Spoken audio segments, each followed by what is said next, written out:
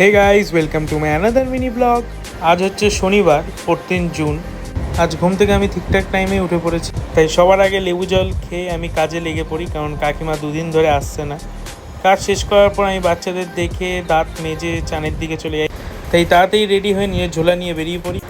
আজ আমি যাব বাইকে করে, কারণ কালকেই বাইক সার্ভিস করিয়ে নিয়ে এসেছি। আর সার্ভিস করা বাইক চালানোর মজাই আলাদা, কোনো সমস্যা নেই, একদম স্মুথলি বাইক চলছে।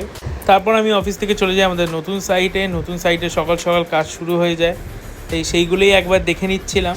অফিস থেকে বাড়ি যাওয়ার সময় বাইক স্টার্ট দিয়ে দেখি বাইক এরকম একটা ইন্ডিকেটার দেখাচ্ছে। সঙ্গে সঙ্গে চলে যাই হচ্ছে আমি সার্ভিস সেন্টারে গিয়ে ওরা বলে যে আমার নাকি ব্যাটারির সমস্যা বাইকে। তাই যে বাইকটা সারিয়েছিল সেই দাদাটাকে ডেকে নিয়ে আনে, সে দেখে বলে হ্যাঁ ব্যাটারিরই সমস্যাটা পাল্টাতে হবে।